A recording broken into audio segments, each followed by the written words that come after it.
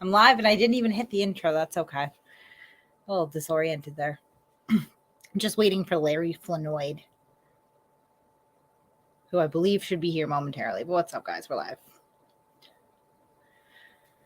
Yeah, so in the first order of business, I guess Virgo Triad is back. So that's cool. And apparently she is going to show the whole world her side of the story. Everything is correct and incorrect about her. She's not a scammer. The fire was really devastating. It was like something out of a Michael Bay movie. I'm sure she was, maybe she was exploded 50 feet. Maybe that's it. And she, of course, has called out for blood. From what I understand, she's going after Degeneration Nation, who had absolutely nothing to do with me pulling her records whatsoever, and actually simped for her till the bitter end. Like, that man, if anything, he should be faulted for being fucking dense, if we're being honest. Like, not anything to do with going after her. Going after Kick, who, was somewhat involved, but kept himself sort of in the background because he didn't want any blowback. Marvel Girl, who absolutely went to war for this woman and helped her raise tens of thousands of dollars just to be shit all over, which apparently she's getting around 2 or 3 of that now. That's cool. Who else is she going after? Oh, Schrodinger's cat, who is deceased. Well, that's good. Okay. Oh, you're muted, Harry. Oh. Can you hear me now? All right, now I can hear you. Sorry, I okay. My computer. Hope you don't mind I joined. No, not at all. Not at all. We're just waiting on Larry Flenoid.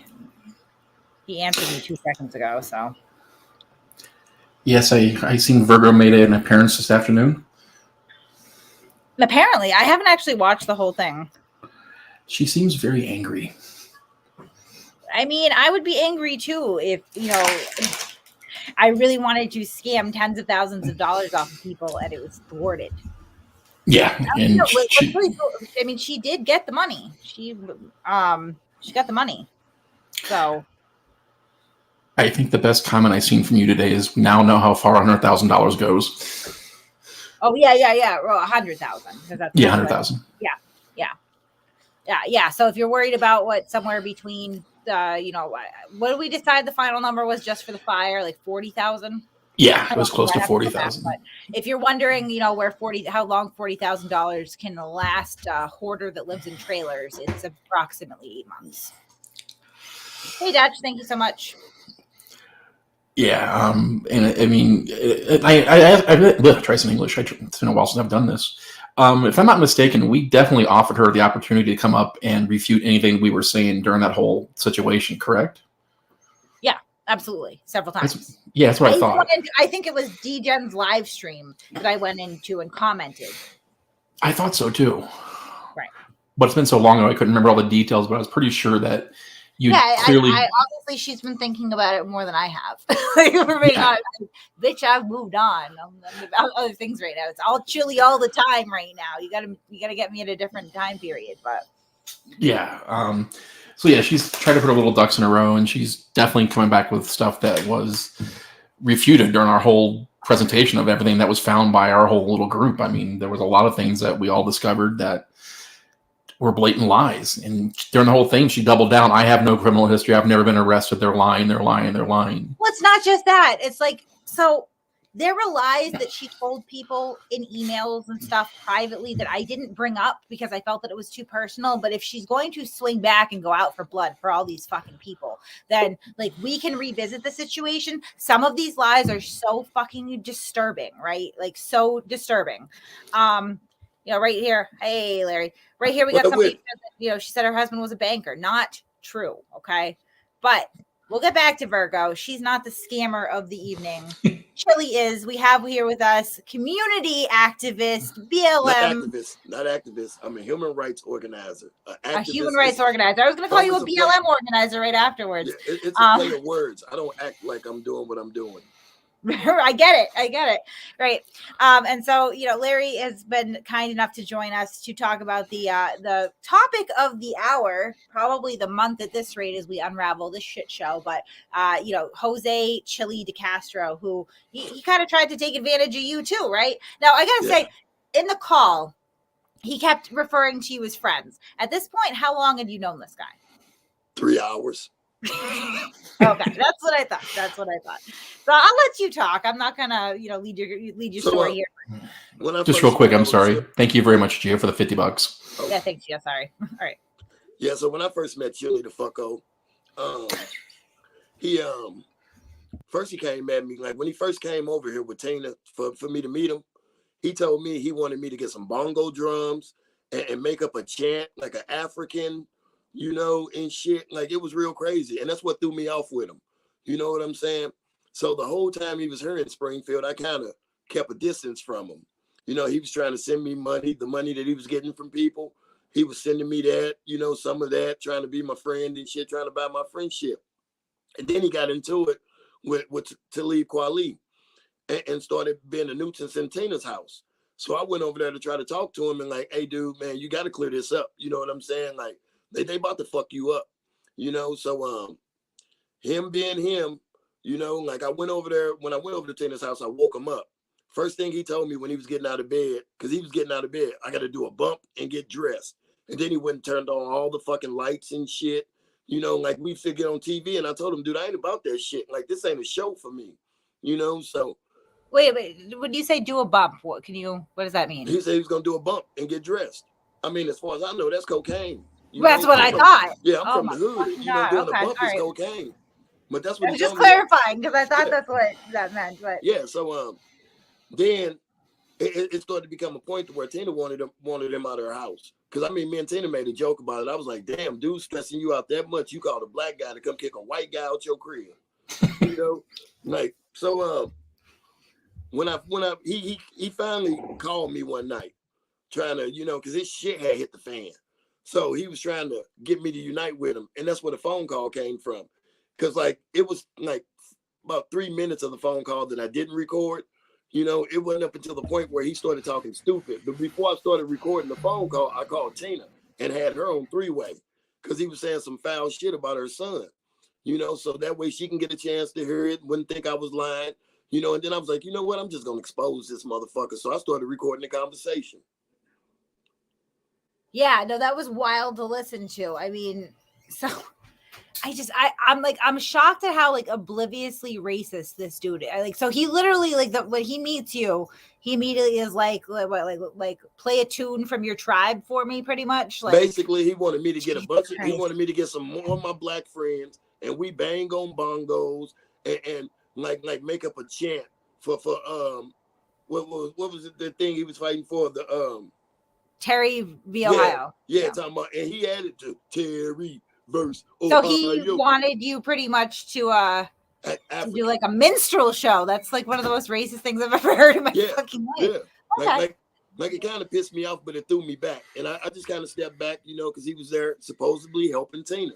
So I'm like, maybe this dude just being dumb. You know what I'm saying? But no, it was that way. Like everything about him, he has to be on camera. It's like a show. And life ain't a show. And that's what I kept telling him, dude, this shit that I'm doing ain't no show. I've been down to the Klan compound. I'm out here on the streets for real. I'm running for office. I'm doing this. I'm doing that. This ain't no show for me. And he wanted to keep making it a show. And he just threw me off.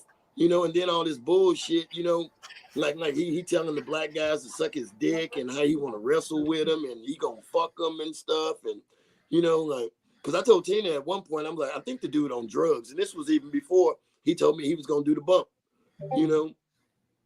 So he just foul. He fucked off. He's stupid, I keep trying to tell Tina just to ignore him because he just keep trying to drag her into shit, especially using her son.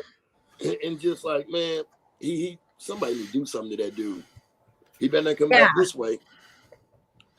Larry, I'm sorry. No, go ahead. Do you get the impression he's trying to ride the coattails of BLM for a cash cow? No, he thought he was going to be like the black savior. You know what I'm saying? He said that a couple of times. Like he's going to be the savior for black people. You know what I mean? And I'm like, what the fuck? You know, like, dude out there bad. It's that cocaine. Cocaine is a hell of a drug. Rick James told Yeah, apparently, I was just gonna say I'm Rick James, bitch. Like, yeah. Oh my god, yeah. No, I mean, just absolutely unbelievable. So, when you say he was giving you money, right, at one point, like, did he indicate I was where at the money was Walmart. coming from? At one point, I was at Walmart and he called me. He was like, "What are you doing?" I was like, "I'm at Walmart buying some T-shirts." He's like, "You need some money?" And then he was like, "What's your Cash App?" And boom, I got $50. You know, because And he he was didn't saying, mention where it was coming from, or I mean, his donors, like people that he was swindling out of money. You know, because that's all he asked for is money, money, money, money, money. You know, and I just kept telling him, you know, because he was talking about them. First, he was talking about like the people on TikTok. I'm trying to think of the names, but Jolly and all of them. He was like, yeah, they're always asking for money at the end of their things, but you is too, you know, right, like you is too. So whoever his donors is, he was sending me some of their money that they were sending to him, trying to buy my friendship and trying to buy my loyalty. right. But see, I was Holy not a shit. slave, so my papers ain't for sale. So he I don't know what was wrong with him, man, but Charles Manson wanted the black people to start a war and expected to rule over them. Yeah, what Paul just said. That's what Chille want. Because he thought all the black people was going to get behind him because of the Terry versus Ohio. You know what I'm saying? And my thing, I kept telling him, if you want to change laws, you got to run for office and be up there where the laws are written. Just can't do it on TikTok asking people for money. Or at least talk to the people who are writing the laws, right? You know, Exactly.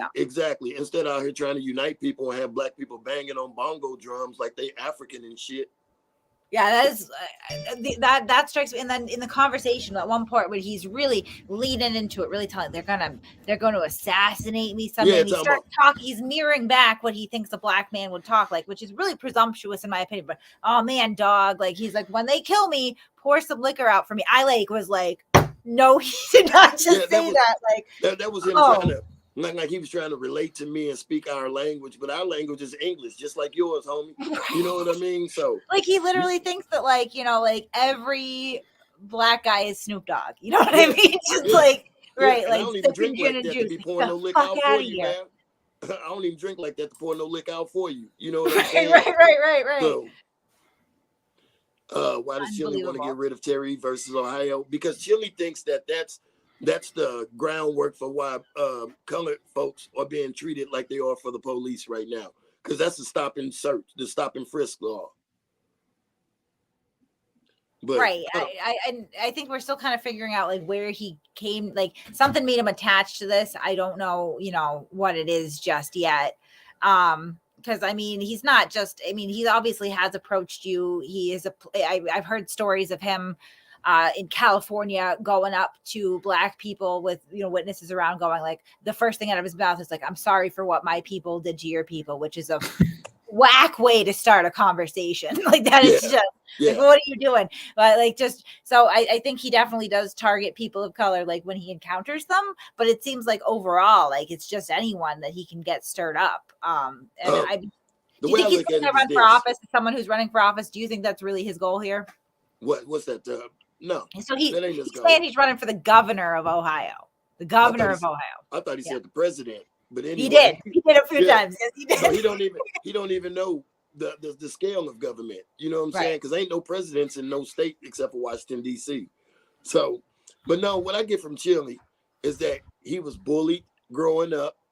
He probably come from a family with money, you know, because you can tell he's a rich kid because the way he acts, you know, because once you cut off his money supply, he went crazy.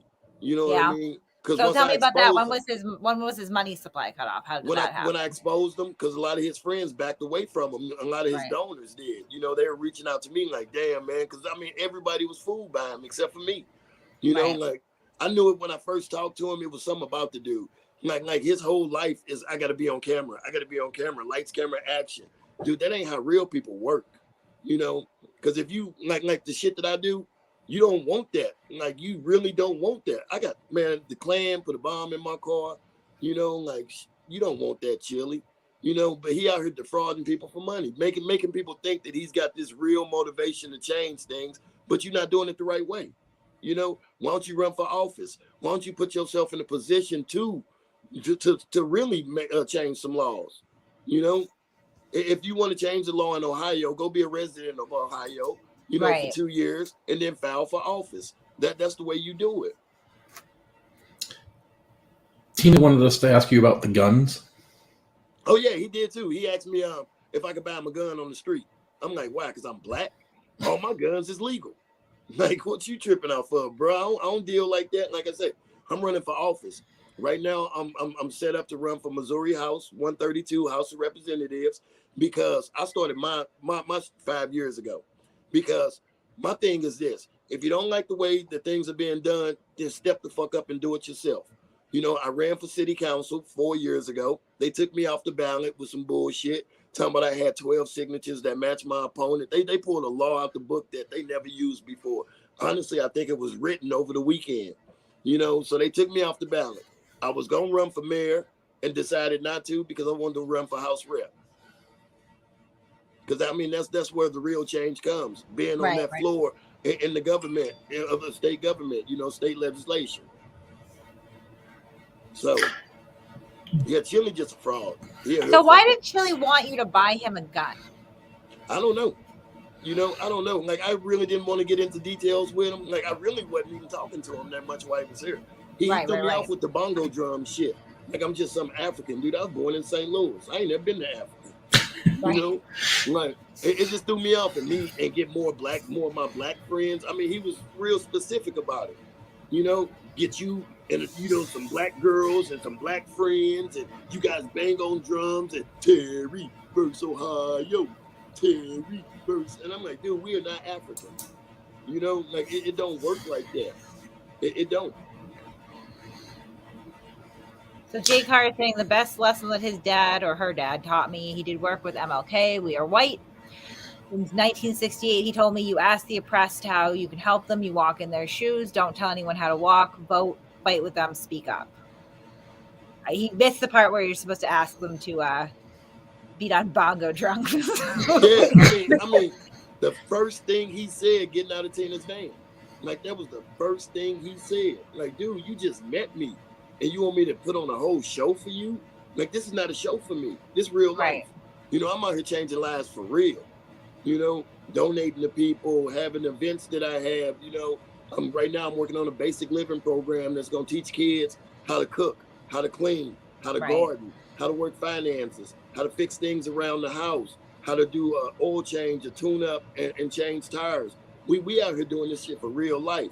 You know, this ain't a show for me. And like I said, when I went over there and woke him up that morning and he wanted to take all the time to get on the camera and shit, I burnt out. I was like, dude, I'm not with that. You know, that's why you never really saw me. That's why you never seen me on camera with him. And the only recorded thing was me recording the conversation so I can expose him to the world. That's awesome, man. Yeah, because him being in Springfield wasn't about Jalen or Tina's son. Because he said that. He was like, fuck Tina's son, fuck Jalen. You know, like his whole thing is basically about money. He's out here begging people for money. And you're, you know, actually, you know, making an impact on your community. Yeah, so. like you never seen me throw a cash tag up or anything like that. Because this ain't about money for me. I spend my own money out my own pocket. I ain't rich, but I do it for love. You know what I'm saying? He ain't got no love in his heart. You know what I'm saying? He greedy. Like I'm saying, and that's when you come from a rich family because you're not used to not having money.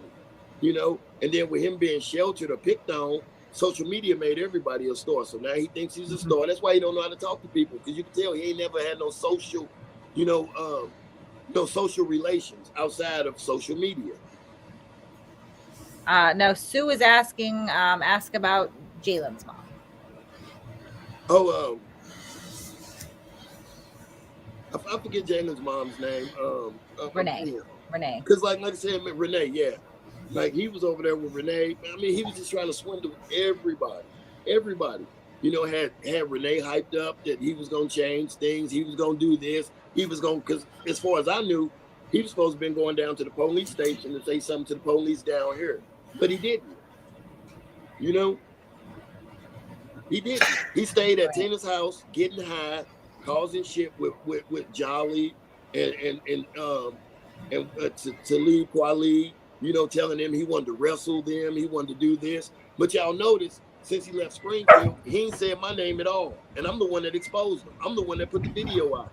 He ain't said my name at all. You know? Okay. Like, shouldn't you be more mad at me than anybody? Like, what do you have to Tina for? You know what I mean? Why? So he's kind of like a womanizer. He'll bully on a woman, but he won't say shit to me. Yeah, I noticed that. I noticed that with him too. Yeah, he had some very good. He sent me a message through one of his buddies, and it was quite threatening. It was quite threatening. Yeah. Like he telling Tina, he keep threatening Tina, but a woman, you gonna get hyped up. The black. Not me. Chris called Chille out for trying to tell black. He was. He does do that. He tried to tell me, you know, like I don't know what I'm out here doing, telling me how to do my job, like, because he's the reason I got a TikTok page. Like, I'm waiting to go live. You know what I mean? And that was the whole thing, because I wanted to go live. And you know, and just so people know it now, I'm willing to go. If he want to get live with me and we discuss what real changing lives is, I'm down for it. You know, so get me and him on the live, and I'll really expose his ass. So is that the real Justin Podium in our chat? I had no idea. I definitely get a strange, a gay vibe from him, the way he talks to men about being power bottoms and all the stuff he wants to have done or do to them or whatever. It's a very strange conversation he has with other men sometimes. Yeah, it is. Like, I think he might be having, you know, I think he might be a little bit, you know, on the softer side, like in men, because some of the things he say, he want to rape them, he want to do this, he want to do that, and then he bullies on women. Right. So those two things, and then, like I said, he told me he was going to do a bump before he got dressed. So cocaine, you know, being gay and scared to admit it, you know what I mean? All of that is built up. You hold an anger inside, you know? So he can't be mad at nobody else but himself. Because he was the one that fucked up. You know, you fucked up when you came to Springfield, because I'm going to protect my city against whatever. You know, as a leader in this city, it's my job to protect my city and my community members. And like I said, once he started saying that bullshit about Tina and her son and Renee, I called Tina on three-way. And I'm like, you got to hear this. And she was muted the whole time. She was recording on her end, and I was recording it live. Yeah, I mean, I don't want to speculate on his sexuality too much, Harry, but there's definitely, like, you know, there's some mental issues going on. I mean, the dude wears makeup before he get on camera. You know, I mean, it's like he's his own TV show. You know, he's his makeup artist. He's his wardrobe director. You know, it's all about the lights and cameras for him, because he think once he jump on social media that all these people just gonna follow him. Just because he's got a social media page. Because that's what he kept telling me. I got 3,000. I got this many followers. I got this many followers. I'm doing this. If you want this many followers, you got to do it this way. Dude, I care less who follows me. You know what I'm saying? I'm out here helping people. You know, my goal, and I challenged him to that. I was like, why don't you do like me? I help at least 1 to 2 people a day. That's 365 lives I change a year. You know, I mean, it might seem like a small number, but that's big. You know, why don't you get out there and do that? Help one person a day. You know, no, man, no. I'm going to get on this live and I'm going to get this money and I'm going to change Terry versus Ohio and I'm going to be the savior of black people. Whoa, bro. You sound like God now, because God the only savior out there. Right. Yeah, it's a lot with him. Just, you know, I mean, he told somebody the other day, like, I have the biggest YouTube channel or biggest channel on YouTube. Like, I got golden retrievers that I follow that have more followers than any of us. You know what I mean? Like, it's ridiculous. But what he doing is showing the world. What he doing is showing the world his motive. You know, it's all about the views. It's all about how many followers he got. Because the more followers he got, the more chances he got to get money from them. You know, and if you throw like a fake image out there, oh, I'm gonna help black people, you know, which you tripping, bro. Black people the ones that ain't gonna donate to you. We ain't got no damn money. I mean, you might find some people out there that do, but predominantly, dog, we ain't got money to be given to you.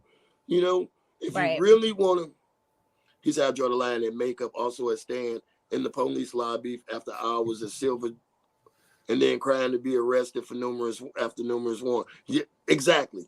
Like a rich kid. That's something that a rich kid does. That's a tantrum. You know? Right. Someone asked earlier, Larry, have you received your lawsuit yet? No, he ain't said nothing about me. Nothing.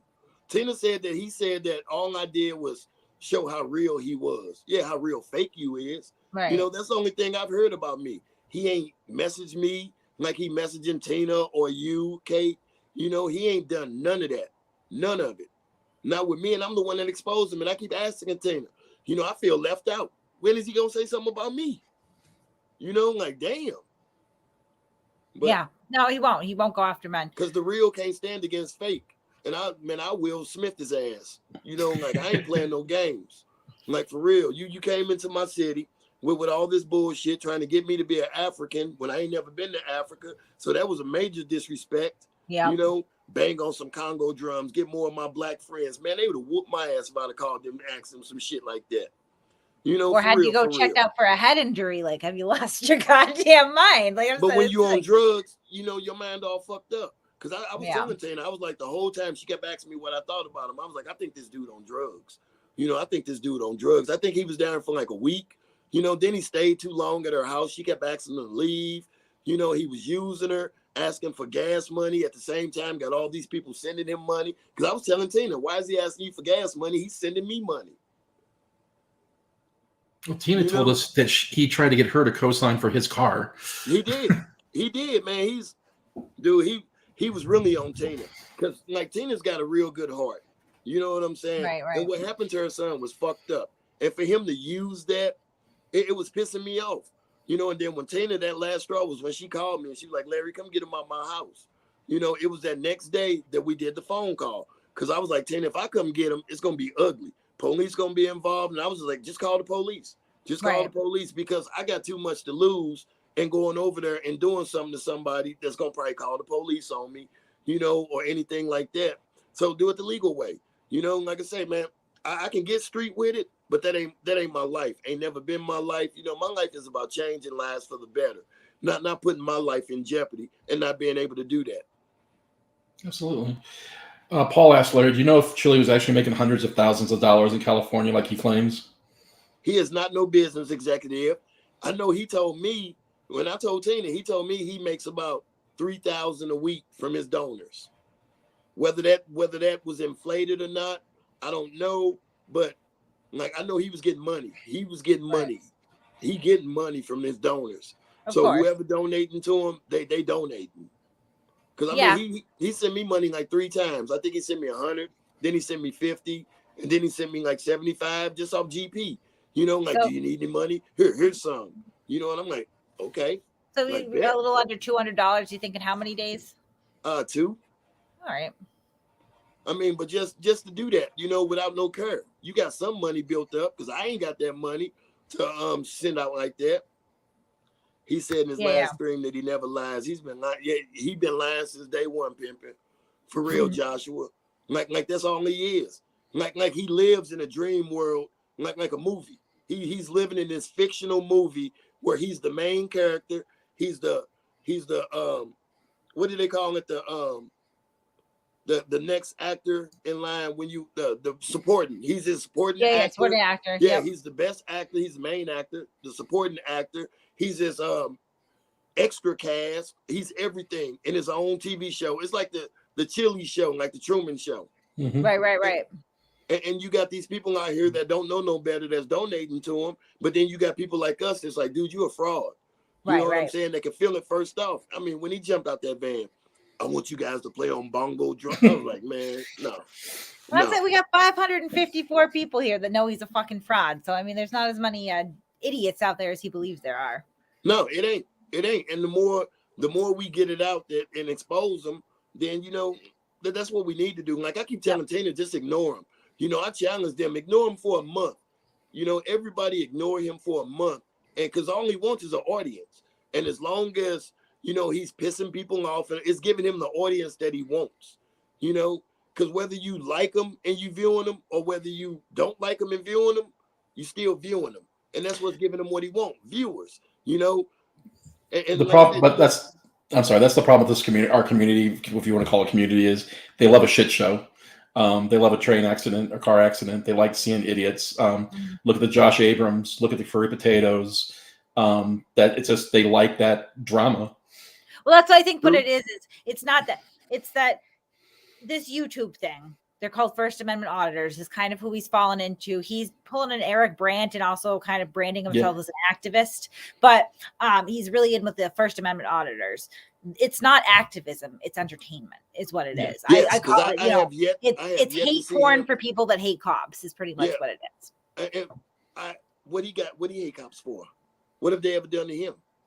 Well, we'll get there actually once they sort it all out. But everything they've done to him, he brought upon himself.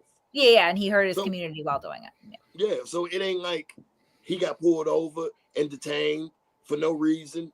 It ain't like he had a hot pack put in his car by police. It ain't like he had his head put between two phone books and beat for no reason. He's still breathing, right? He ain't never experienced the things that I have growing up. So what are you talking about? What is your beef with the police? He just thinks that, and at the time he was doing it, it was right around the George Floyd, so he jumped on the bandwagon just like BLM do. Like, I do believe Black Lives Matter, but that organization is fraud too, because they only come out when police kill Black people that they hear about.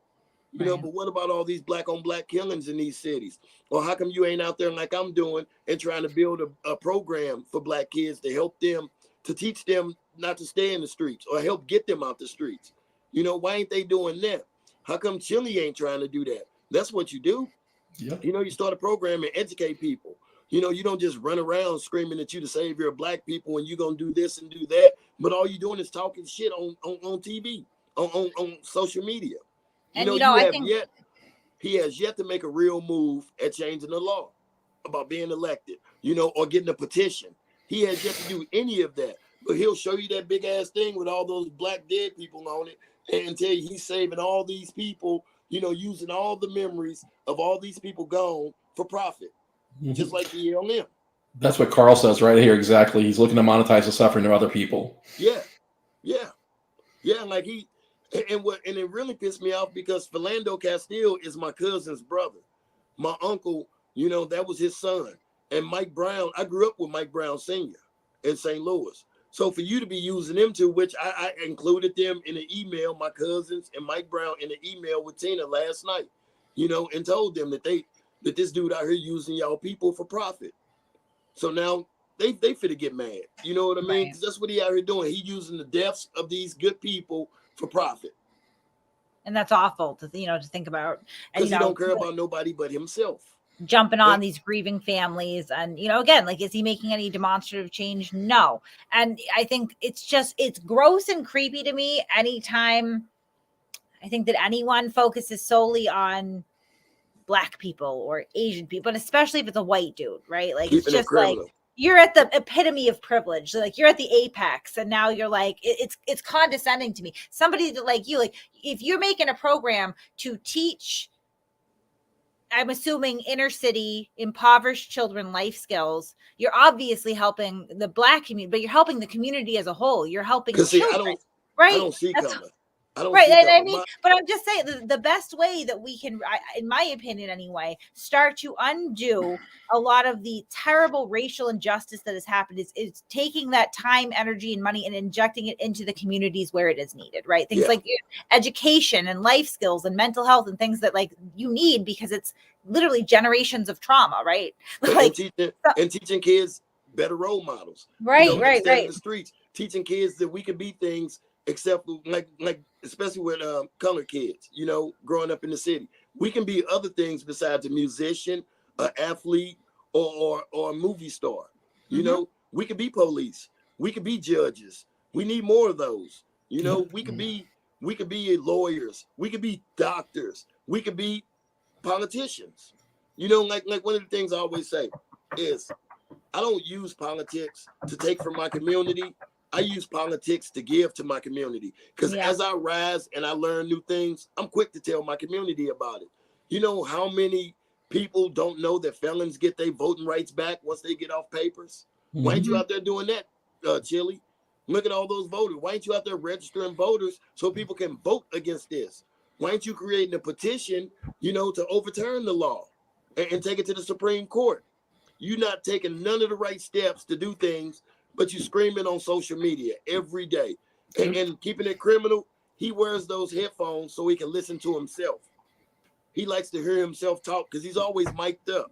So those headphones is so he can listen to himself. Oh, he's always mic'd up. Yeah, Holy he's always shit, mic'd that's up. psychotic. Yeah, he always mic'd up. Always got a mic inside his shirt so he can document everything. You know, he was supposed to be making videos for Jalen and Tina when he was here, but all he was doing was starting shit with Talib Kweli. You know, like them people ain't got time for him. But he kept attacking them so they could say something back about him. And then when they talk about him on their YouTube channels, everybody wanted to know who this fraud is. So they go into his page, checking it out, and he feels like, ooh, I gained 5 followers from that. They not your followers, man. They just trying to see how fraud you is. Yeah. But him being as vain and what's that word? Narcissistic. Yeah, narcissistic. That's all he cares. I got all these followers. No, dude, you don't. Yeah. You don't. So I mean, it doesn't strike me when you listen to him. It doesn't strike me as a very smart man for being a constitutional law professor. I mean, like the other night when at the auto auction, he said Joe Biden created asset forfeiture. Civil asset forfeiture actually dates back to the Roman days, and then actually it progressed in 1789 when customs was created, and then during the 70s and 80s, the DEA got involved for going after drug cartels to seize their assets. Biden had nothing to do with it. Yeah, but you know why he's saying that, right? Because he's in Ironton, Ohio. Ohio's a red state anyway, but Ironton is one of the reddest communities in the state, right? They are gun-toting, Bible-thumping, cop-loving, just Trump-supporting people. All American down there. Good old boys, right? So he's going to say whatever he can to get their support. And if he picks up on their political beliefs, yeah, he's going to go, this community is a red community. Let's talk shit about Joe Biden. Obviously, he doesn't even know what he's talking about. Right. I mean, the thing is that a lot of people in America, especially from the poor, the black communities, they don't know a lot about the laws.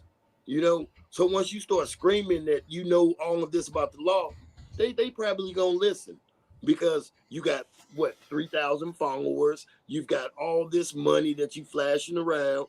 That makes people kind of listen to you. But then you got people out here like us that's like, dude, you got to show it. Because I'm from he's Missouri. assuming that the people of Ironton are stupid, and they're just not. They're not. When I say that they're all American Bible thump, I don't mean that in a derogatory term at all. Like they have strong beliefs and they're strong right-leaning beliefs. And I think the worst part about the way that Chille tries to appeal to people, he tries to appeal to your blackness because he sees it as a weakness. Yes. He tries to appeal at these people's right-wing, really patriotic beliefs because he sees it as a weakness. It's something that he has above you. And that's such a terrible way to interact with people. I mean, honestly, it's racist. That absolutely. That right there is racist. And classist. And, he really he has a superiority complex around all different types of people. And I mean, these people are not stupid. That's None because he feels going after in his heart, he really feels like he's better than a lot of us. Well, most of us, and that he's going to be our savior. When you can't, dude, he acts like the black community ain't got no leaders, and he needs to be that leader for us. You're not, because you ain't experienced what we experience, so you don't know that. You don't know what we go through on a daily basis. So how can you save us from something that you don't know? He's not qualified to lead a town parade anyway. You know what I mean? Like, and thinking you was gonna save me, you slipping. I live an hour and a half away from the Klan compound. I went down there by myself. I had a back and forth with the Klan leader on Facebook for 3 months. Where I wrote him a letter. I wrote him a handwritten letter, sent it to his house, and gave him 3 options. He could come out and shake my hand and say Black Lives Matter too. He could kill me right where I stand, or him and his son could come fight me one-on-one. And you can read that letter on Facebook. It's never been taken down. And you can see the back and forth between me and him. The ignorance that he had in his mind. Because I kept telling him, dude, you losing already. What kind of, I was like, you are the leader of a national organization. It's about hate. So, but you still the leader of a national organization. And here you are arguing with me, just some old nigga off the streets. Ain't you got somebody 7 levels down that should be arguing with me? Why is the head of a national organization arguing with me? It's because you losing. You know, and Chille is too, because the more he loses, the more screaming he does. It's this person's fault. It's this person's fault. Well, he trying to do something to prove that, oh, I'm with you guys. Let me go get arrested. I don't know not one black person that's looking to get arrested. So that's dumb. You know, like we don't go out here trying to get arrested every day. You know what I mean? We out here trying to educate ourselves. There are more black men now that are being fathers, that are not absent to their kids. You know, there are more black men now who are creating their own businesses. There are more black people now who are taking the ropes and being like, dude, okay, our people had it bad for years, but now we ain't gonna sit on that and hold on to it. I'm gonna make better of it. You know, because I feel like that if I don't get out here and do what I got to do to change my community, to help people, all those black people who died in vain, you know, their names is going in vain. And with me, no name goes in vain. Whether you black, poor, white, you know, trailer trash, whatever they want to call them. You know what I'm saying? We all just niggas to them, you know, and they keep us separated with color. You know what I mean? Because if you take color out of the equation, we all just poor, and it's us against the government. So when they say white privilege, you know, the only privilege I see with color is platinum, gold, and green. That puts you on a different tier. Green, you got some money. Gold, you got a little bit more money. Platinum, you at the top of the scale. That's the only color I see with privilege, because it don't matter if you white or black. Didn't Magic Johnson catch AIDS back in the 90s with a 7-year lifespan, and this man don't live 30 years past that? I do say a lot. Money. I'm somebody who, like, I've been really poor, like really poor. You know, kids, no, like single mom. It's not so, like, I don't feel that black people are catching up at a proportionate rate. You know what I mean? But I feel like a lot of white people are falling behind. When you see like poor neighborhoods now, there's much more of a mixed demographic than there used to be 10, 20, 30 years ago. But there's just as many poor people. You know what I mean? It comes down to economics. There is a socio-economic divide that transcends race at this point. You know, like they say, because I went through it with the people in Arkansas. They say that the government pays people to keep shit started, you know, to keep people divided. Chille might be one of them people. You know, we don't know. Maybe the government is paying them to be out here doing all this dumb shit. And that's where most of this money comes from. You know, they probably wiring them money.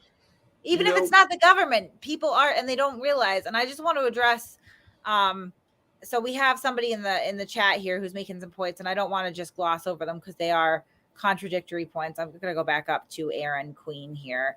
So he essentially said, I'm going to paraphrase because I can't find this comment. He said there are legitimate, you know, criticisms of Chille, but we've touched on none of them, that he's not racist, he's not classist, he's not out for money. And I would really disagree with that and ask you, Aaron, how many black people are going to come out of the woodwork here and say this dude's a racist before we just acknowledge that he's a racist? I mean, I'm assuming, Aaron, that you're probably Caucasian.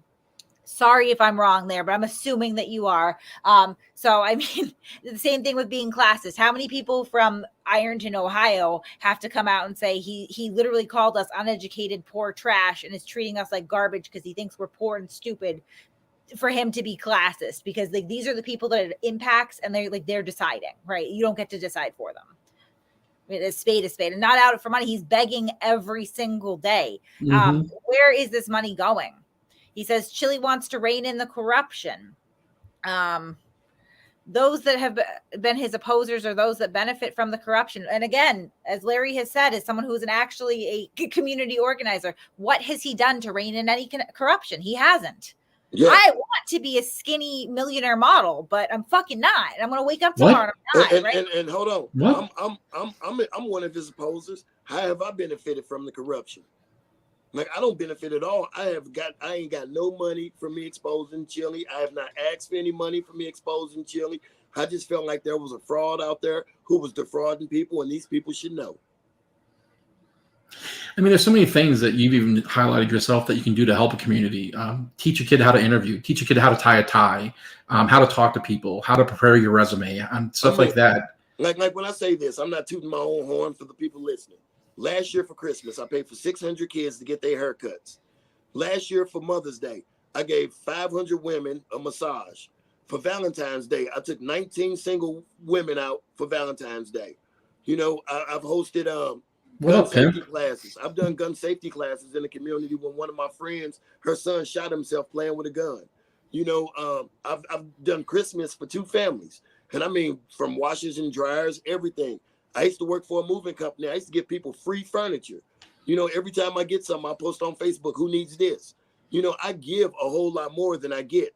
You know what I mean? I host an event called 417 Day. It's basically like a huge carnival every April 17th because 417 is our area code, and I pay for it out of my own pocket. You know, like all the things I do out of my own pocket. Sometimes it puts me in a hole. But the love that I get back from my community, you know, the love I get from my family for doing it, the love I get from myself for doing it. You know, my nonprofit is called Real Love Equals Real Change. Ain't no color to that. Because what that tells you, I mean, people don't know, 8 years ago, I was homeless and on meth. You know, I decided to change my own life around. And when I came back, you know, I was devoted to helping the community. I call myself that light that tries to help people from straying to the dark. You know, whether I succeed or not, I still know that I help one person a day. That's 365 lives I change. 365 strangers. You know, these ain't my friends that I go and help out. These are total strangers. This is a good question. How can we help you and what you're doing? Is there how can we support your cause? Just to support, man, getting it out there. I need more people to know about what I'm doing. You have a fund for your nonprofit? I mean, yeah, that ain't necessarily sending me money or anything like that.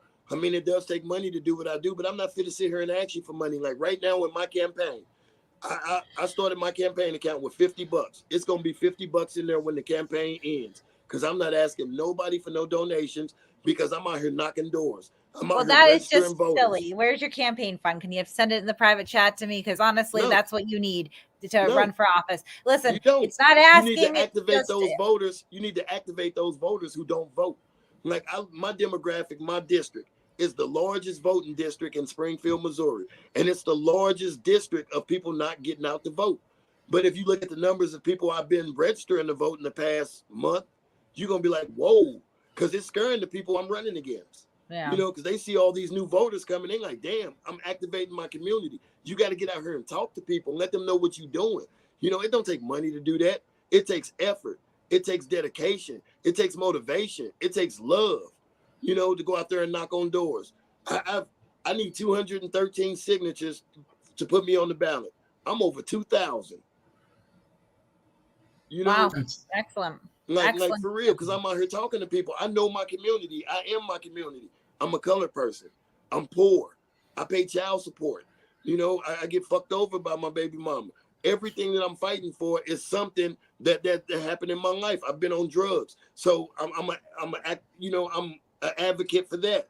I've been homeless, so I'm an advocate for that. Even though I kind of feel a certain way, because a lot of these people that was homeless when I was homeless, they still homeless. Yeah. And now they got all these resources. But I feel like that we are keeping them homeless by giving them resources. Because if somebody paid your rent every month, do you got to go to work? Right. No, you don't. But we keep giving them. They got brand new bikes. They got phones that's better than mine. You know, they got bus passes. They get this and that. You know, we keeping them homeless because they really don't want to. And those are the people that really don't want to do nothing. Now, there are people out there homeless that want to do something. And that's where, like, I started a landscaping company for that, you know, called Grassroots Love. And that was to hire the homeless, give them a full-time job, and try to provide a way and a finance for them to get back off the streets. That's fantastic. That's fantastic. I mean, like I said, everything that I do is been created to help people progress, not to take from anybody. Ellie, so I did add Larry's social media links in the description. I don't have them in front of me. Hold on. Trying not to be on my phone because it's rude, but I'll copy them into it. Yeah, I mean, if you want to follow them, I will be following you in your journey. I am, you know, impressed, you know, with your dedication, your love for your community, and the changes that you are making. Because obviously, I've been there. I looked into you before I know what invited it feels like you. to not have nobody. I know what it feels like to pay child support. I was paying child support. I pay $600 in child support. My kid lives with me most of the time. Yeah. You know, I know what unfair life is like. I don't get out there and scream about it, how unfair it is, or crying. You know, I get out there and try to make changes. Because if you don't like the way things are, you step up and you do what you got to do to make changes. Like I said, I started with trying to be on city council, and then I was going to run for mayor. But I realized that honestly, here in our city, the city council and the mayor ain't really got no power. It's the city manager that does, because he was the one that took me off the ballot. You know, so, but you can make changes in the House. So that's when I was like, well, I'm going to run for House of Representatives. Kate, are you okay if I post Larry's link? Yeah, I'm sorry. I'm trying to copy it on my phone, and for some reason, every time I hit it, it's just bringing me to TikTok, not like. I just posted the link for anyone who's interested in Larry's nonprofit. You know, I mean, Larry, I can't speak for Kate, but I will anyway, because I usually do. We've been doing this. Kate's been doing this for about 4 years. I've been working with Kate off and on for about 2 years now. And, you know, we do a pretty good job shitting on auditors on a regular basis. We call them auditors. You're, in my eyes, you're like the first real deal I think I've ever seen. What appears to be the real deal. I don't try to be, man. And what you see now is what you get. I've been the same way for 5 years, and my goal has never changed. And that's the betterment of my community and everybody in it. Everybody. Not just one class, not just one color, everybody. Because at the end of the day, we are failing ourselves. Like I said in my speech, you know, the government, the politicians, the police, they'll fail us. But we are failing ourselves. How are we failing ourselves? By saying that my voice don't matter and not being registered to vote. You failing us, you know, or saying that, oh, I ain't gonna change nothing and not registering to vote. You failing us, you know, because when you don't go vote, you giving them 2 votes against us. Yeah. You know, like our city elections are being won by like 1,000 votes. People are getting like 1,500 votes and winning seats in office. Ain't no way they should be doing that. You know, ain't no way. But we're giving it up to them. We are giving away our freedoms. We are giving away our rights by having attitudes and I'm not going to go vote. I'm not going to go do this. My voice don't matter. Your voice does matter. You know, and every time the electoral college, let me tell you something about the electoral college. Those are people that you're not voting against. Right. You know, or voting for, you know, because one of the things that I kind of have a problem with is that Black and poor people predominantly vote Democrat, and they know that, you know. So I'm trying to teach people, like one of my things in my campaign is we need more of us to represent us. We need to start electing us to represent us. And when I say us, I'm not talking about just Black people. I'm talking about people out of our communities. We need to start educating people about the laws and politics and getting people to run out of our own communities. People who experience what we experience on a daily. People who go through what we go through. Because like I said, dude, in my community, it don't matter if you white or Black. You know what I'm saying? You take that out of the equation. We all poor. We all deal with the same thing. That's why one of my hashtags is we all in. Because we all are dealing with the same shit. Whether you like to admit it or not. Because what affects me and my community, trust me, it's going to affect them on the South Side. You know, where it's predominantly white and they got money. It probably wouldn't affect them as hard. But we all, I mean, you can see it right there, tatted up. We all in. You know, the building blocks of love. You know what I mean? That's what I run for right here. Real love equals real change. Ain't no color to that. You know, it's in my skin. It's in my blood. This is what I live to do now. You know, because I've been to the bottom. You know, I had to have help getting out. You know what I mean? I had to call my sister in Mississippi. I had to change my stars to get away from what I was.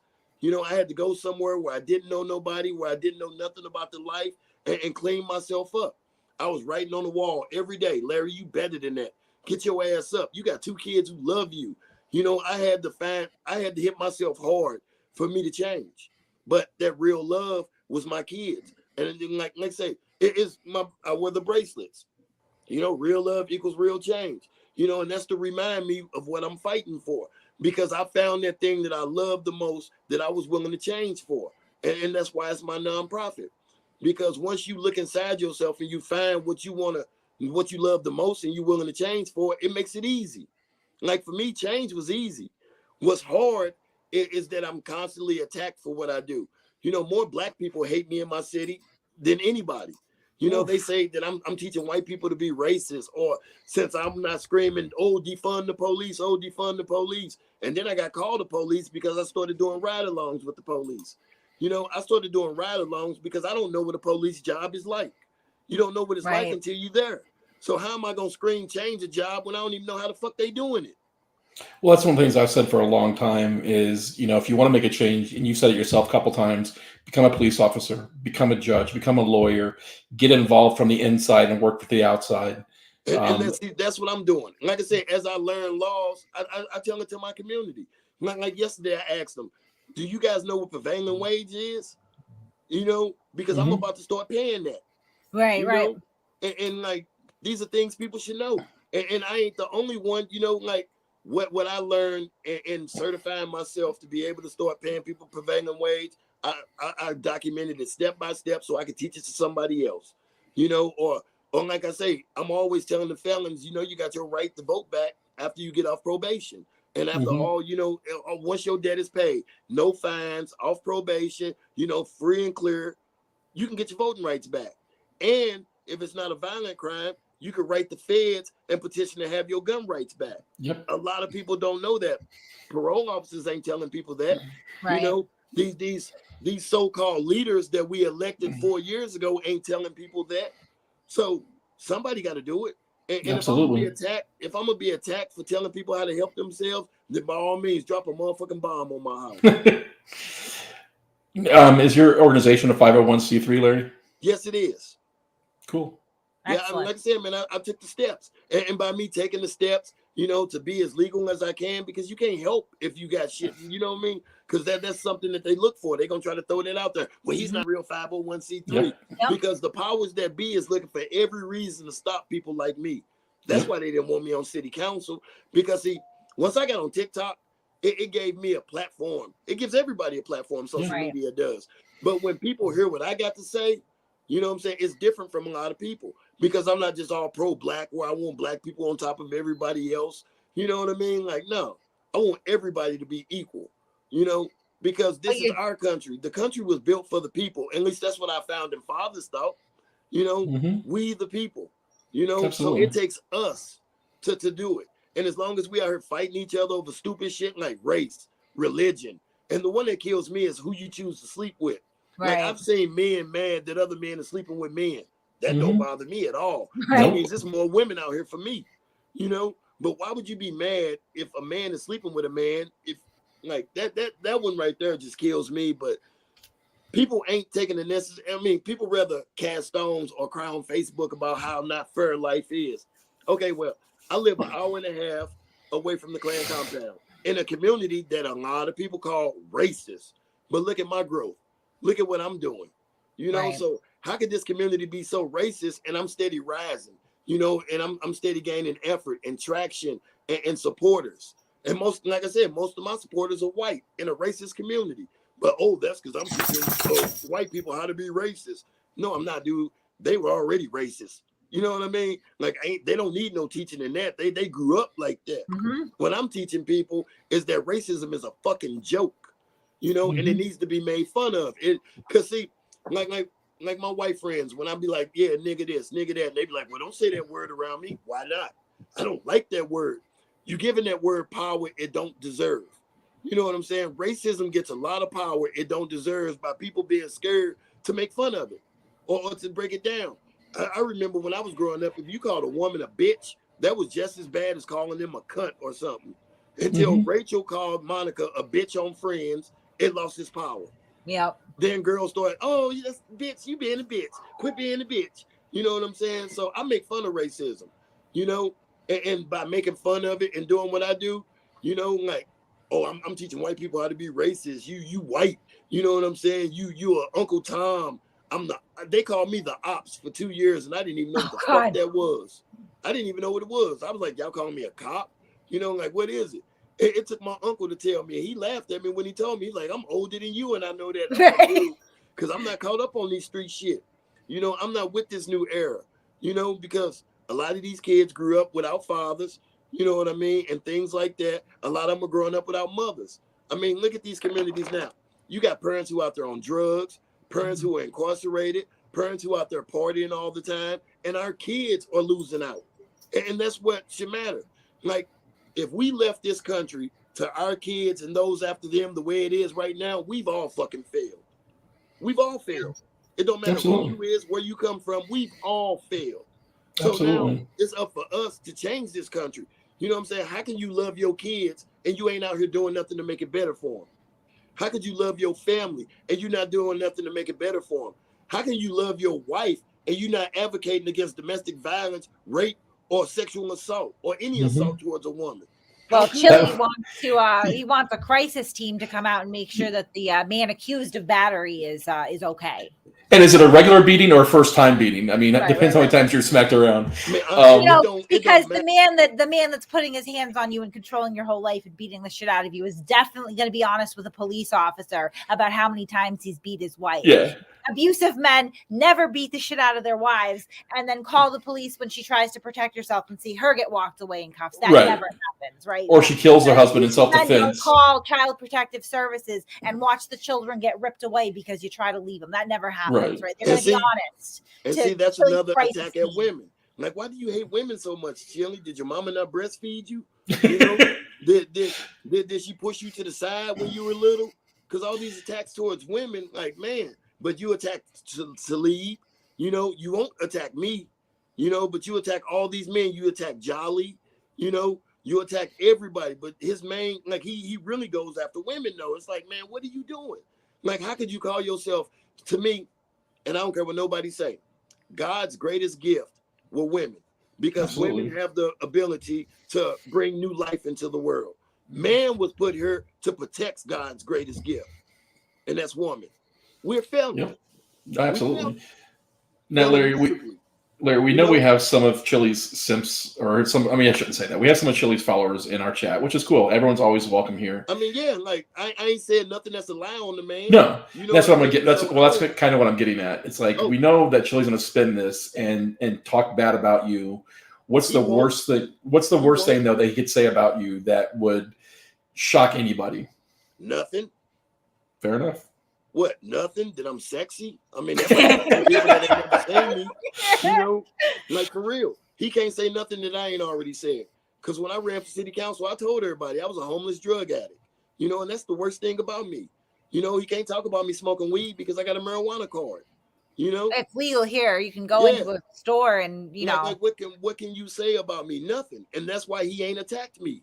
Because he ain't got nothing to say that could turn me down or make me lose followers or make people see me a different way.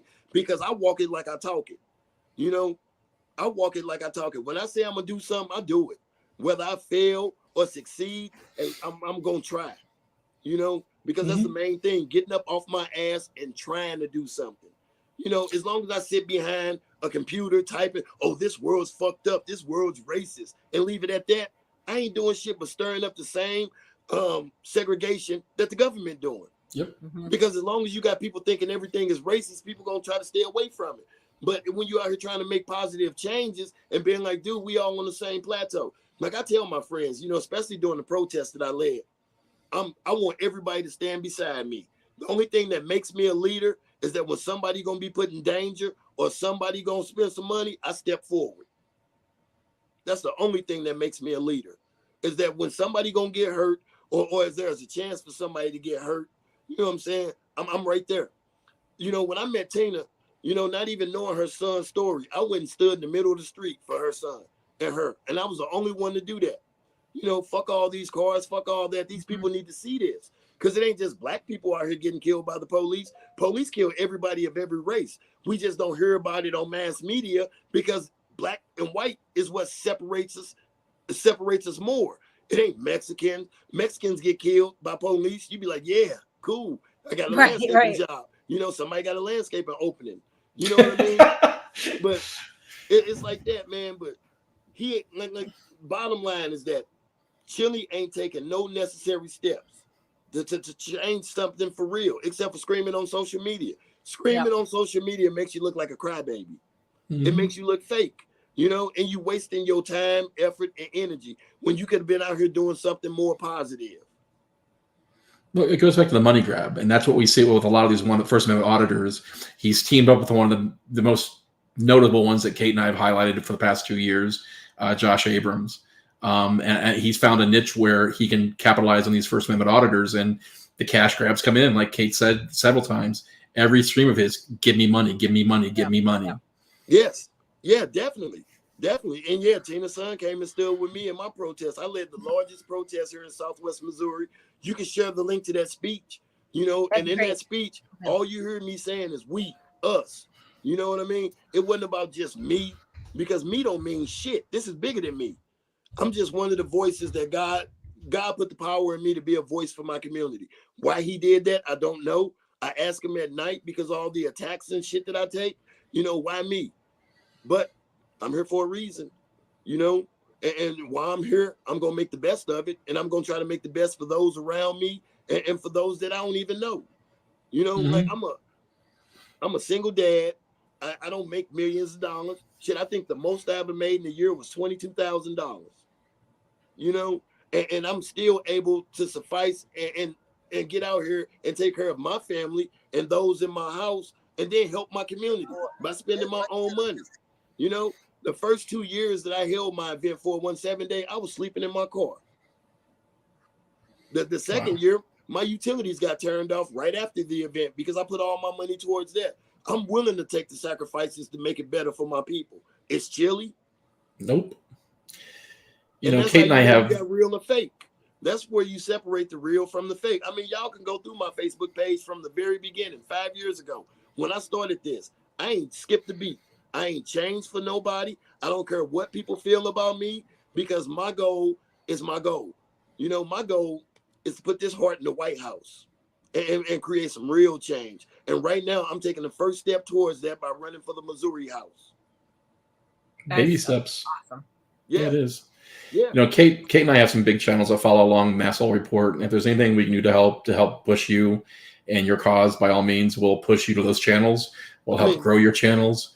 The only social media I really stay on like that is Facebook. That's the one I know the most. That's like, you know?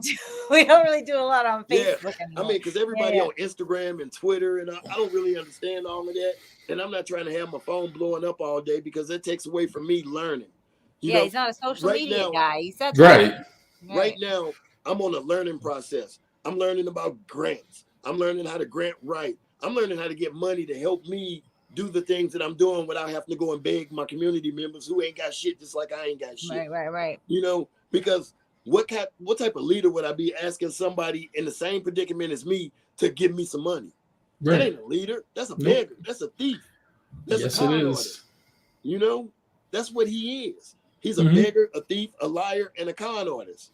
Because you out here taking money from people that can't even afford it by selling them a dream. Yeah. I'm actually out here making dreams reality. You know what I'm saying? And I'm not asking for money. You know, I'm busting my ass. I'm working 2 jobs. I'm out here, you know, trying to do other things to help get this money. You know, like, man. And now, like, you know, I've taken advantage of some of the government, like funding and stuff like that to help. But right now, like I said, I'm doing things the right way. You know, I'm out here I'm creating businesses. You know, I created a company called Clown Photo. I take pictures for people that can't afford them. You know, school pictures and family pictures for free. And it's just practice to me because I like doing it. You know, I started a t-shirt company. I make my own t-shirts, you know, because I want to wear my own clothes. I'm not going to go spend $50 to make somebody else rich. I'm going to wear my own clothes. So when people see it, they're going to be like, hey, what's that? Now we got a talking point. Now you get to know what I'm about, you know? And man, since I've had my t-shirt company in June, I've given away more merchandise than I've sold. Because that's just me. You know, like, I'm a giver. I'm not a taker. You know, the people who take, like Chille, you fake. You scream real loud, and at the end of that screaming, it's like those commercials. Well, we'll give you this, or you want to get a hard-on? Only $19.99. So they speaking to a certain crowd. Chille's speaking to a certain crowd. You know, and what we got to do is alert that crowd to watch him. You know, to be more alert because he a fucking fraud, like straight up, man. I ain't never seen nobody so fake and fraudulent as him. But he's steady doing it. So that just shows you he's a narcissistic, fake, and fraudulent person because he don't give a fuck. He's been tore down, he's been exposed, and he's looking at that like, oh, well, that helps me out. Like, he's so self-centered that he think that when bad things happen, it's a positive for him. Everything's a positive for Chille because it's all about Chille and the Chille Show. Well, that's just it. I mean, like I said, you've rattled off so many things that you've done for your community. And I I've wasn't trying to toot my own horn. I just no. I think I'm it's out here doing it for real. Absolutely. And that's what I was trying to get at. When you listen to his live streams, it's all I am going to do, but he's never done anything. And he shows no receipts whatsoever for what he's done. Nope. I got proof. You can ask anybody in my community what I've done, and they'll tell you. Because as much as people want to tear me down and try to stop what I'm doing, I got too many followers that seen me do opposite. You know, I've been called a pedophile. Right when I was me too. I was about to partner. I was about to partner with the Boys and Girls Club. I was having an Easter egg hunt where we were giving out 13,000 eggs. I put 500 $1 bills and 500 eggs, and I had 2 money orders for $650 to help people find help people pay their rent. And we put those receipts in eggs. You know, and then I was about to partner with the Boys and Girls Club, who were going to give me full access to their facilities to start my basic living program, and I was called a pedophile. Jesus. You know, I've been called sexual assault, but all the accusations against me, I blasted them on Facebook and walked away from them because they had no validation, no facts to it or nothing. It was just because today, all you got to do is say something about somebody, and everybody will rally behind that. The voice that screams the loudest normally gets the most support. Yep.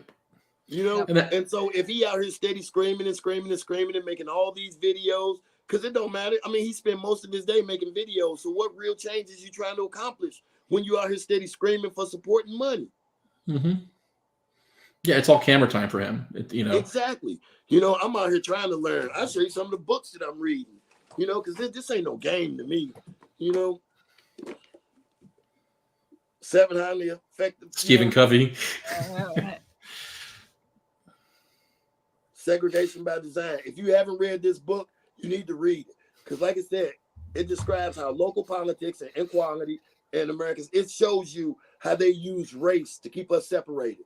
Mm-hmm. You know, and things like religion and stuff like that. The due process of law.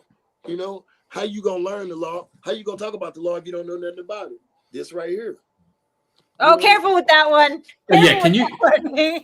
Can you please go to the page where it shows us what a criminal history is? like that's what I'm reading.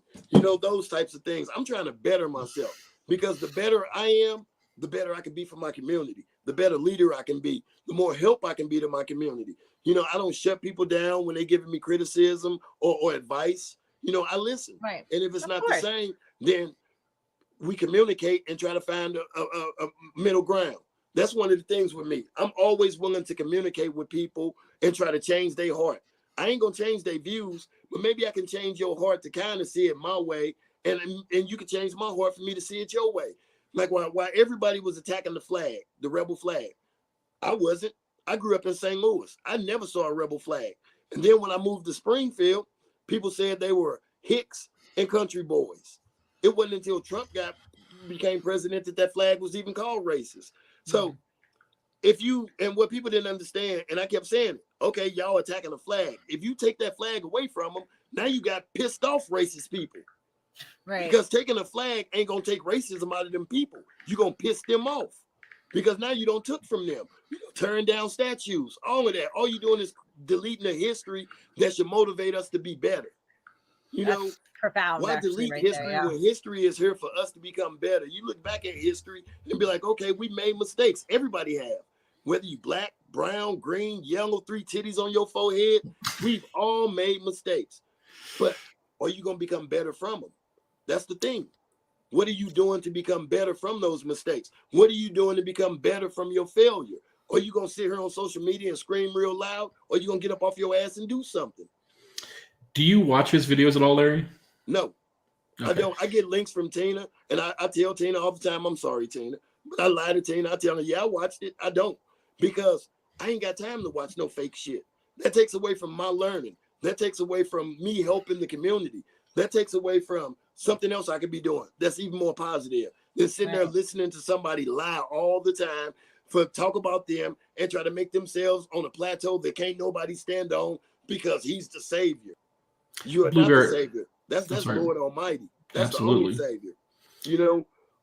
Blueberry asked a good question. I've asked this of a lot of auditors that we deal with. During your ride-alongs, did it change your perspective at all on what the police deal with on a daily basis? I'll tell you what changed my perspective on what people deal with on a daily basis. Police. When I was 18 years old in St. Louis, we got pulled over by a cop.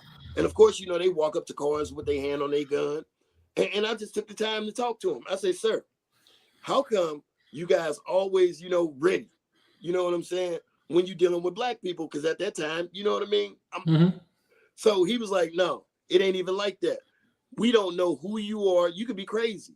You know, you could be on drugs. You could be wanting to die and shoot at the police. They don't know. And their biggest fear is if they're going to get home to their family at night. You know, riding along with the police, it taught me a lot. You know, it changed a lot of perspective, because when you see what they go through, you know, like I live in the meth capital of the world.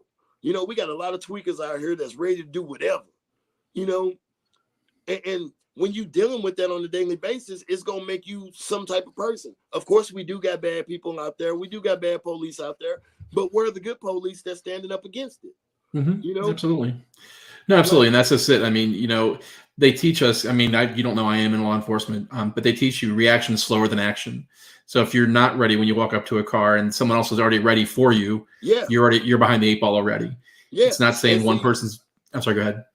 And see, a lot of people take that, like in a lot of instances that I've seen with police and community members, not just my community, but what I see on TV, you know what I always come to the conclusion of? Both sides could have been a little more respectful of each other. Absolutely. Absolutely. You know, I'm going to ask you a very controversial question that I've asked many people, but you're a very down-to-earth person. Have you ever asked, or the question's never asked, is had the person not resisted, how would the situation have changed? I'm not saying anyone ever deserves to die by the hand of a police officer in most of those situations, but had they not escalated the situation themselves, how could it have been different? Okay, and that seems. I'm sorry. Please go ahead. So, growing up in the black community, we are taught, fuck the police, fuck the police, fuck the police. So when you got that in you, of course, when you get pulled over by the police, you got an attitude already. You know, so having respect for them is out the door. Fair enough. Right there. So you already ain't got respect for them. Now they come, I want to search your car. Fuck you. What you want to search my car for? You know what I'm saying? Now police are taking that as attitude. And once a person starts giving you a lot of attitude, human nature, you're going to get an attitude too. Absolutely. You know, because at the end of the day, take their uniforms off. They men and women just like we are without uniforms. You know, absolutely. So an attitude creates an attitude, which creates a bad situation. Yep. It's a pissing contest. So, and a lot of people look at like, cooperating with police is them telling me what to do, or, you know, things like that. No, man, it's not. It's being respectful. My parents taught me respect.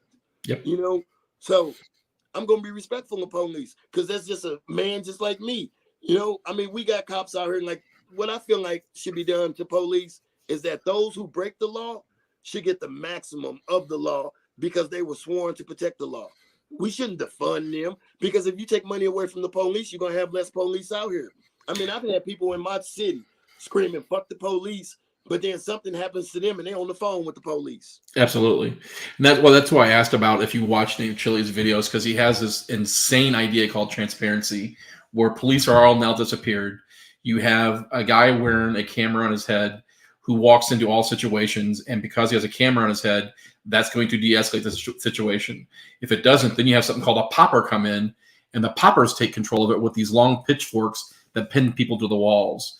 And then once the person's in custody, they take him out to a nice big air-conditioned bus, and they give him a punch room. They can walk around, punch things, and feel better. And then the counseling starts right then. I swear to God, bro, he did this on his own channel. This is his new generation.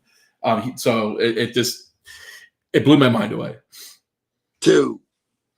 Yeah. That's like the stupidest shit I've ever like, seriously. Yeah.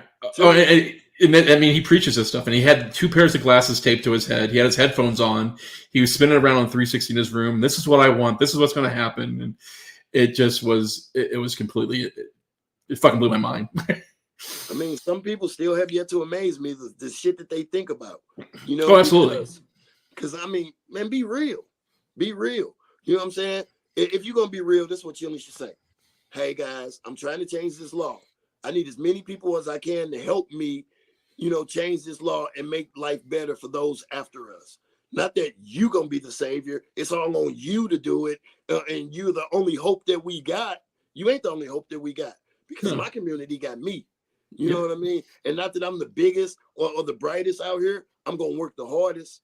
I'm gonna try the hardest. You know, I'm motivated. I'm inspired. You know, because I get inspired more by my community, because I might do something and then see somebody else, and somebody in the community might see it and go help somebody else. That's my inspiration. Or the messages that I get randomly of people telling me how good I'm doing, or how I changed their lives, or when I do help somebody out when they break out in tears and make me cry.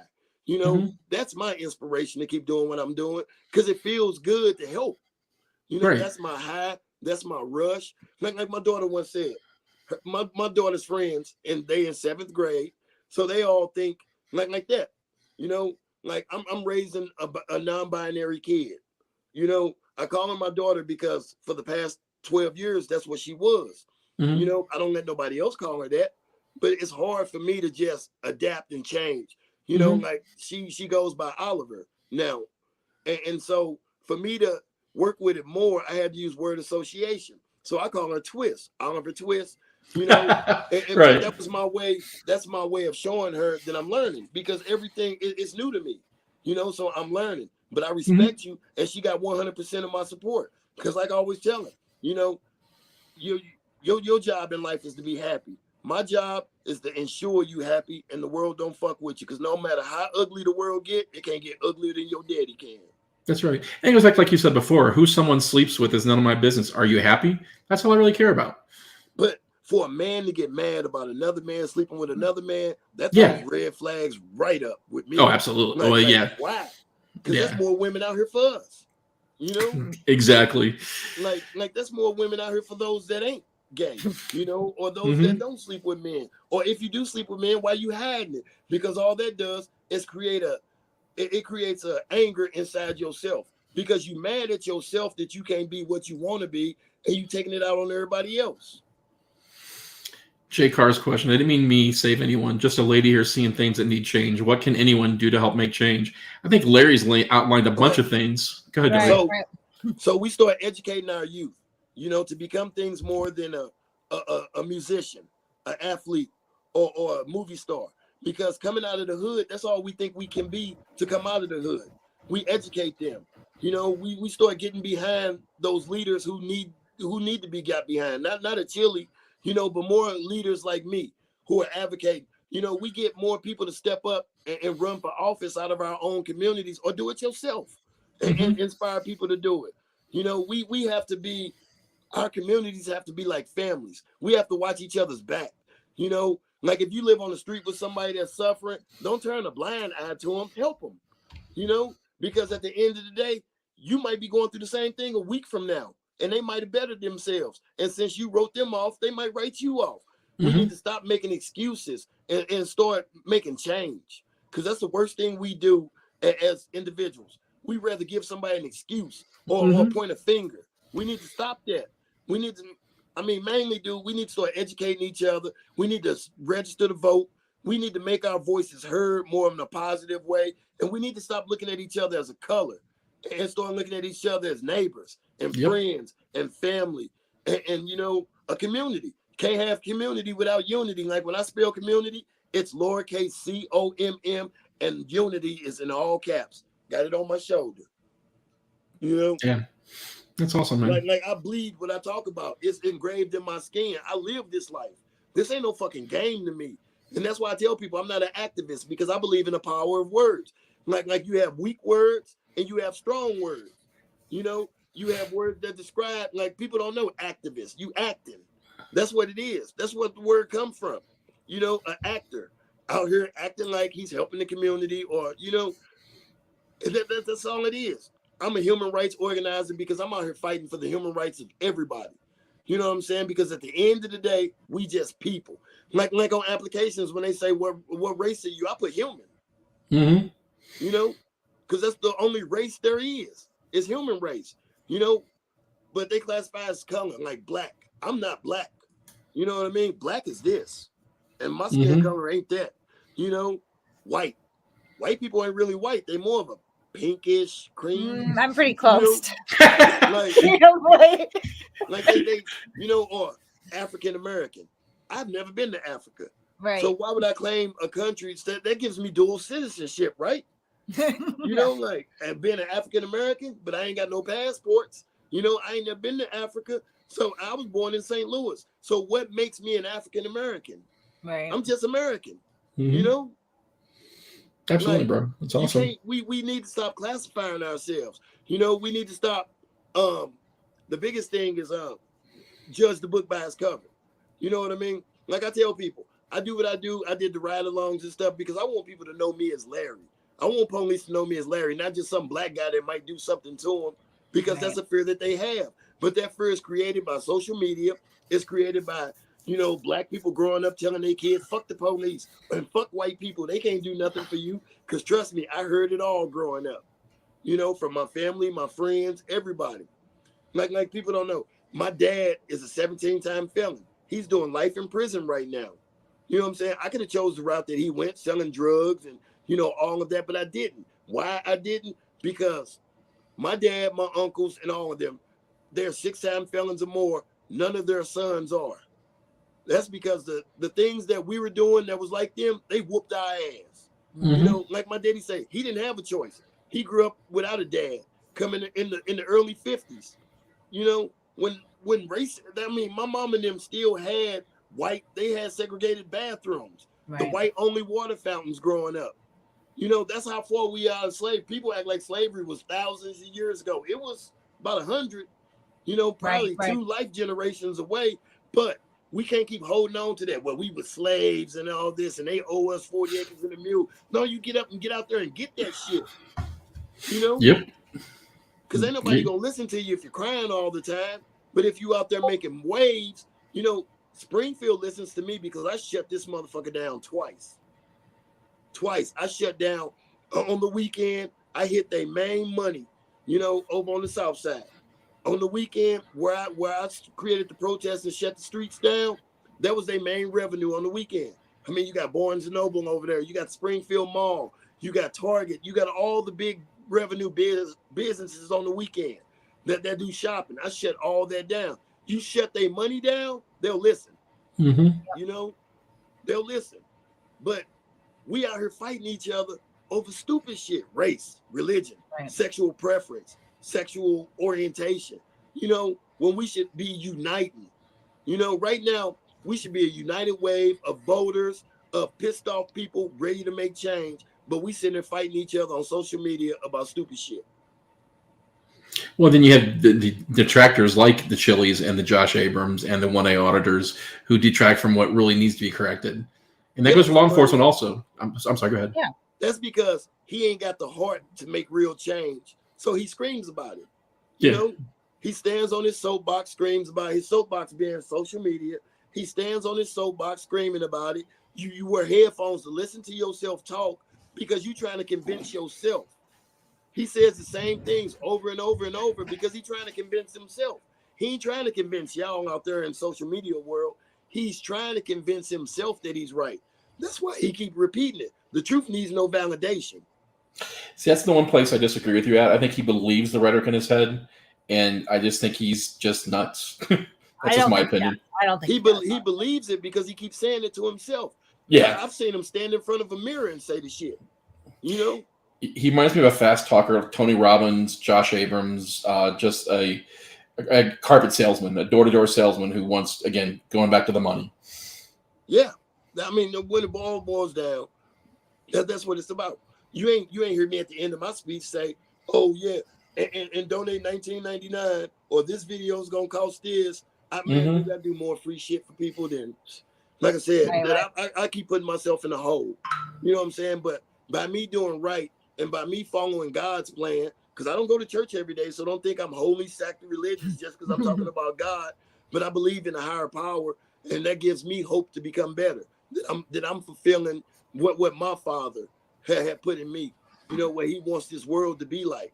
You know what I mean? Like I say, dude, all people got to do is get out there. Get out there. One person a day, one stranger a day. That's easy. And you change 365 lives a year. Think if we all did that. what this world will be like. Right. And let's play devil's advocate. Say you changed one. You changed one person's life. That's a hell of a statement to make. Yes. More than how many? Yeah, how many of us have changed one person's life? And I've changed a few, thank God. But I mean, it's one of those things that not many people can say I've changed someone's life. And if it's one person, that's one more person.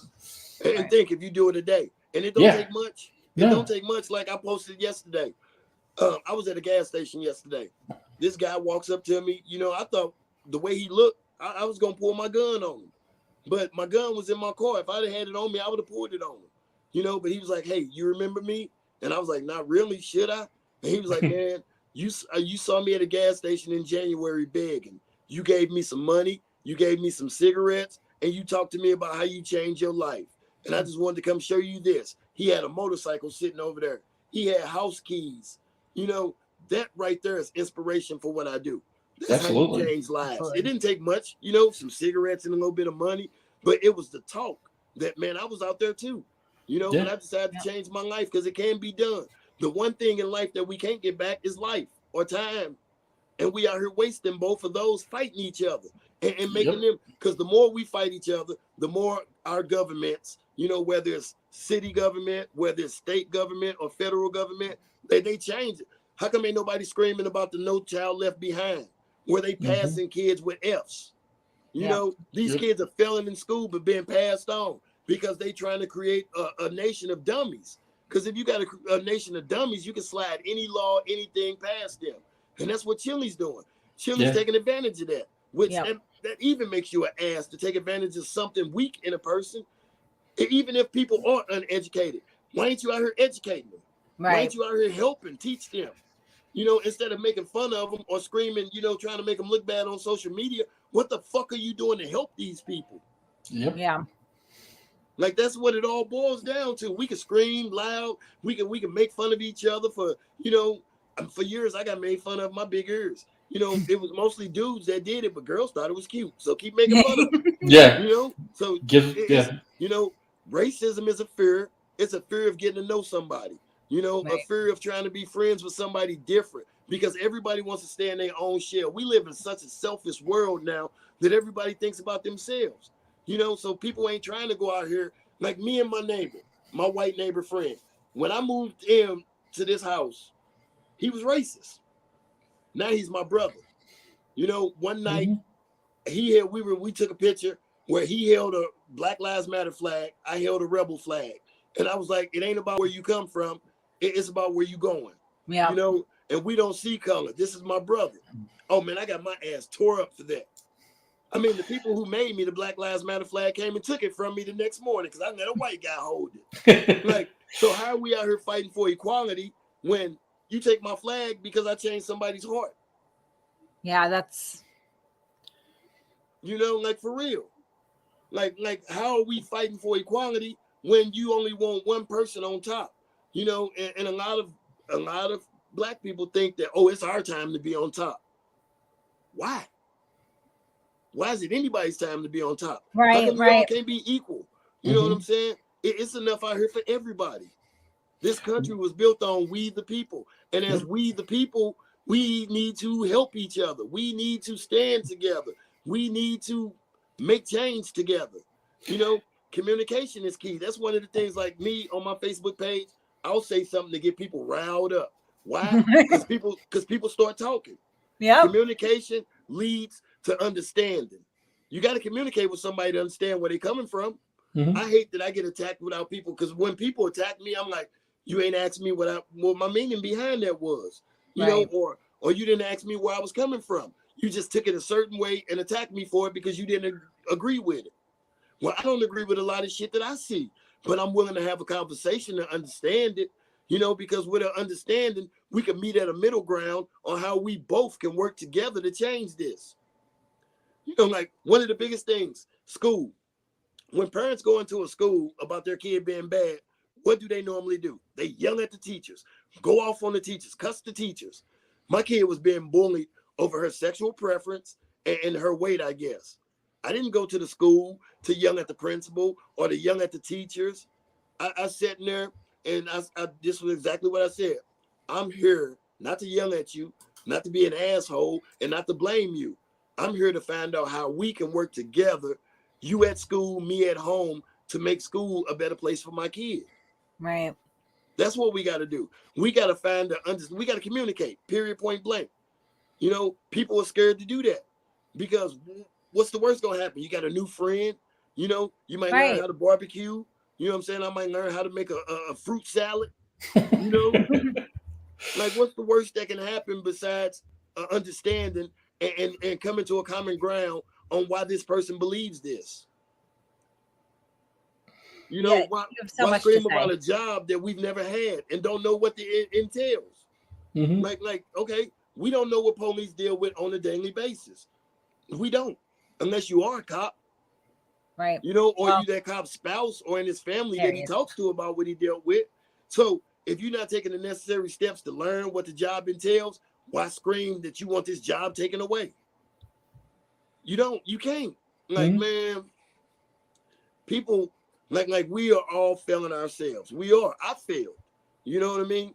I failed for years because I used to be like that, man. My vote don't matter. You know, I've only been a registered voter for 5 years now, but I don't waste the vote now. Right. You know, I don't, because if I'm gonna make my voice heard, whether it helps or not, I'm at least, because all these people, like, they got to forget, we just got voting rights just before Martin Luther King. Mm-hmm. You know, and that was in the 60s.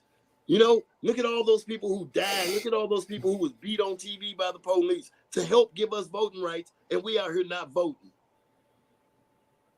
Like, 100%. that's fucked up. You know, that right there is fucked up. These people died. These people fought. These people were beat, incarcerated, you know, called whatever type of name they wanted to call. You know, Rosa Parks, you know, all of them. Everybody who paved the way for me to be able to do what I do, no name goes in vain. None. Whether white, black, green, yellow. You know, one of my favorite presidents is Abraham Lincoln, because I watch a lot of documentaries. Abraham Lincoln, he was dealing with conflicts inside himself, at home with his wife, his country. You know, like, that man was great. And for him to do what he did, like, he knew it. And once he signed the Emancipation Proclamation and freed the slaves, he was going to be the most attacked person out there. But he still did it because it needed to be done. Like, what are people doing that needs to be done? Yeah. That's what we got to do. People always screaming they won't change, but they ain't doing shit to bring about change. What change do you want? You want another class of people on top of another class of people? That ain't change. That's rotation. So Kate and I have been pushing your Facebook, your Twitter, your TikTok, your webpage. What more can we do to help you to further your people need to hear my voice. They need to know what I stand for, because there's a lot of people out there that feel that same way. And if they're able to hear me, you know what I mean? They know that they ain't the only ones, you know, or it might wake some people up. Because I'm going to tell it to you real. I don't sugarcoat shit, you know. Like, I'm going to give it to you real, raw, and respectful as I can. And if you don't like that, then so be it. I'm going to give it to you again like that, you know, because that's all I know how to do. All I know how to do is be real. All I know, like going back to my daughter and her friends, you know, her friends think I'm the richest person in the world because of all the things that I do. And my daughter tell you quick, my dad's not rich in money. He's rich in love, because he's got enough of that to give everybody, which is true. You know, I give to people who fuck me over. Like, I've got friends who come in my house and steal from me, but when they run out of gas, I'm the first one to be like, where you at? You know, I don't have that in me. Sometimes I tell people, I wish I had that bone in me to be cold-blooded and heartless like people be with me, but I can't, because my mission is bigger than me. This ain't about my feelings or what happens to me. This is about making the world better for those behind me, because the future is what matters. That's what that's what I'm out here fighting for. So if you ain't out here fighting to make it better for those behind us, I mean, I'm 43 years old. I could die tomorrow. You know, I can have a heart attack. I could be killed. I could be in a car accident. God rest my soul, it don't happen. But I could be gone tomorrow. And what lessons have I taught those behind me? You know, except for screaming on social media, you know, hating the police. All we doing is creating a line of shit that happened to us, to happen to them the same way it happened to us. Right. Because if we keep teaching them fuck the police and the police can't help us, then they're going to really start to believe that. You know, lessons are learned by people telling them to you. whether good or bad. So if somebody keeps screaming the same thing, eventually your mind will start thinking that. You know, so man, people just need to really stand up, look inside themselves, and ask, what can I do to make change? You can't ask me how you can make change because I don't know. Every person is different, and I don't know what you're willing to do. I was willing to take my ass down to the Klan compound by myself and face them because I felt like Black Lives Matter too, and I took it to the head of racism. You know, are you willing to do that? You know, we could plan a march where we can all go down there. I'll lead a march down there. You know, I'll do that if we can get people that want to do it, because up here people didn't want to do it. You know, on Juneteenth, well, a week after Juneteenth, I led a march on Dixie Outfitters. The son of the leader of the Klan owns that store down in Branson, Missouri. I led a march on that, and you know, I'm like, where are all the other people of color? You know, like when we did the protest here in Springfield, it was more white people out there fighting for Black people than Black people. So how you gonna take it amongst yourself to let somebody else go fight your battle while you on Facebook screaming injustice and defund the police? What are you doing to make that happen? What are you doing to make this world better? What are you doing to create a positive change? What are you doing for yourself? Period. First and foremost, because it's gonna be ugly for us all. You know, because the government, they don't give a fuck about color unless they separating us by it. The only color they care about is platinum, gold, and green. You know, and as long as we separated fighting each other, we increase that for them. Someone asked, what are your thoughts on the ACLU? I don't even know what it is, and I ain't finna act like I do. You know, like I said, I'm learning politics as I go. Ain't nobody teach this to me. I'm just a community person that got fed up and stood up to try to make change. That's why I got all these books here. I'm learning on the fly. Because one thing I'm gonna be is a forever student.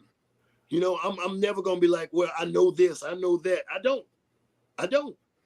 And I'm not finna sit here and pretend that I do. I don't know what a Republican or Democrat is. I couldn't tell you what the left side or the right side is. You know, none of that shit. Why? Because I don't take time to learn it, because it's all stupid. I call myself the middle ground. I'm here to be that link between Republicans and Democrats, if that's what they want to classify themselves is. My campaign color is purple because that's red and blue mixed together. I'm running as an independent, which is the hardest, you know, but people believe the fake, man, it don't take money to win a campaign. It takes people. People votes. Dollars ain't going in there. I ain't never seen $1, a 50, a 20 go in there and cast a vote. You know, and when you think about a poor community, we don't watch a lot of TV. We can't afford cable. We stream or download, you know? So why put up a campaign commercial and my people ain't even watching it because they stream and download? And then if you DVR it, you fast forwarding through the commercials. You know, because all that usually is a rich company trying to sell you something you can't afford and make it look good for you. Yeah. You know, look at these Black people driving farm trucks. Like Black people just gonna go out and get a farm. You know, I'm like, come on, man. And some of it just be stupid. You know, they waving shit in our faces like, ooh, you could have had it. Like that old man with the fishing commercial. Like, you know, put freedom on the end of that fishing line. Oh, you almost had it. You were too slow. Like, for real. And if you think you're getting it for free, you dumb. That's why they call it free dumb. You know, because ain't nothing in this world free. You either got to get out there and work for it. You got to earn it. We're fighting a culture war when we should be fighting a class war. Exactly. Yeah. Well, your voice tonight has definitely reached a lot of people. Our audience is used to seeing Kate and I just shit all over people for 2 hours, and you've reached a lot of hearts and a lot of hearts of people tonight. And yeah, your message is much more positive than ours usually is. But I honestly, like this, instead of shitting on people, just ignore them, walk away from them. That's, you know, because you might shit on somebody you might need coming back down. You know I will never need Chille for anything. I will never need that man for anything. I mean, dude, I definitely shit on Chille. You're right. He deserves to be shit on. You know this is my purpose. I'm on social media, the Chilles of the world. And I'm not arguing with you because, like I said, when you showed me, when I saw your video about that guy, when you catfished him, I want to do that type of stuff. You know, find the fakes and expose them. You know what I mean? But at the same time, why? What is you have? You have a higher calling. than us. I don't. Like, you do. I don't. You do. You do. I'm God's vessel. It's him that has the higher calling for us. He's just using me to spread his message, to help people, you know, to do that. Because trust me, dude, there are days that, like I sit like Jesus, you know, Father, why have you forsaken me? Why me? Why me? Why me? You know, with all these attacks that I take in my community, people saying shit they don't even know about me. You know, I'm a pedophile. I sexually assault women. You know what I mean? Like I ain't even been around women like that. You know, and to sexually assault a kid. Come on, man. I was raped when I was little. Why would I do some shit that happened to me? I know what it feel like. No, that's what people just trust me. I am like, I get false accusations all the time. I think you get to a point to where your skin thickens up enough and you go, yeah, either show the proof or shut the fuck up about it. And that's what I scream. That's what I scream. Where's the proof? Because if you ain't got no proof, you might as well go and shut the fuck up. But in that time, they don't create a lot of believers because people don't like to learn the truth. They just want to hear what the loudest voice is saying. That's how Trump won. Trump was the loudest and the rudest voice. You know, he was disrespectful to everybody, and that rallied up people just like him. The disrespectful ones, the loud ones, the ones who don't care about nobody but We're themselves. very divided here on Trump. I am not a Trump supporter. I'm not neither. Most of my friends are. I'm not neither. But I ain't finna hate nobody just because they are. You know what I'm saying? What you believe in is you. You still my friend, whether or not. You know, just don't come trying to get me to vote for him. You know, don't try to persuade me to see your view. How about we come to a common ground and see each other's views? How about we talk it out, communicate? This country has no communication. It's attack. When you see something you don't like, you attack. When you see something you don't know about, you attack. You know, and that's what it be. It ain't that they uneducated, it's a lack of that education. Because they can still be educated towards it if they want to be. You can still learn. I mean, Google will teach you anything. You can get any book offline. There are still libraries, the last that I checked, that rent books out. You know, so how about we be forever students, learning, communicating. I'm not obsessed with Chille. Not at all. You know what I'm saying? Well, I'm only obsessed with pretty women. So for me to be obsessed with a man, that right there definitely ain't in my category. You know, that's part of Chille's narrative is the fact that we cover him, we're obsessed with him. Kate, like I said, Kate's been doing this for 4 years. I've been working with Kate for almost 2 years. We like pointing people out who do dumb. It ain't that. No, I don't point out people who do dumb. I don't. That's not what I do. Yeah. I take the information that they put out and I put it under scrutiny and I try to figure out what the hell is actually going on. That is what I am doing right now. Yes. You know what I feel like you guys are doing? Educating those following him, the fraudulent stuff that he's doing. Right. It's right. an education process. And then you decide for yourself from there when you get to see both sides of an issue, because he's not going to tell you everything. Like, that's just it. He's not going to. And he's out here saying some very incendiary things, some very harmful things, some very untrue things, and some very dangerous things, quite frankly. When he's telling people that they need to go arm themselves to go down to a tow yard, like, that's a problem right there. That's like, nothing is ever solved by a bunch of armed people mobbing a location. Nothing ever gets solved that way. Evil begets evil. And all that does is create more evil problem. You know, problems. Like for real, all you doing is creating a problem, a war. You know what I'm saying? Do we really want another civil war? Like, for what? What is that going to accomplish? What, people being killed, fathers burying their sons burying their fathers? Yeah. What world we live in? What if that's gonna be the final destination, then kill me now. You know, because I don't want to see that shit. I don't want to see all my hard work go in vain with people doing dumb shit like that. Why? Like, dude, that's stupid. Like I tell my friends all the time, they be like, you know, because I call them niggas, you know, what up, nigga? And they be like, oh, I'm not that. Don't call me that. Why not? You know, it's cool. They're not around. You can say it. You know, like, for real. It's just a word. That word don't describe me. You know, when I get called a nigger, oh, well, I laugh. Because you know why? The person that called me a nigger just proved they was one. Because last I read, a nigger is an ignorant person. So if you call me a nigger, not knowing what my reaction going to be, that's pretty ignorant. Because I could be one of them people to pop you in your mouth or bust your head or something like that. But I'm bigger than that. The best way you can hurt somebody is to laugh at them and show them that they didn't hurt you. Or turn it around on them. You know? turn it around on them, flip the script. Mm-hmm. You know, like one Absolutely. of my main goals, and you'll see it a lot on my page. We must prove them wrong about us. That's why I didn't want no violence in my protests, none of that. I was screaming for it. Why? Because that's what they expect us to do. They expect us, they want us to go burn our city down so they can say, see, I told you so. Mm-hmm. I told you so. But when you flip it on them and prove them wrong, then what can they say? No, absolutely. I mean, like I said, you've changed a lot of our hearts. You've changed a lot of our views. You've definitely done a great job pointing out the hypocrisy of what Chille claims to be fighting for. You didn't dominate the conversation. I really do appreciate hearing some of your views and hearing some of your wisdom, hearing some of your perspectives. So thank you very much. Thank you very much. Man, thank you guys. Oh, no, it's great.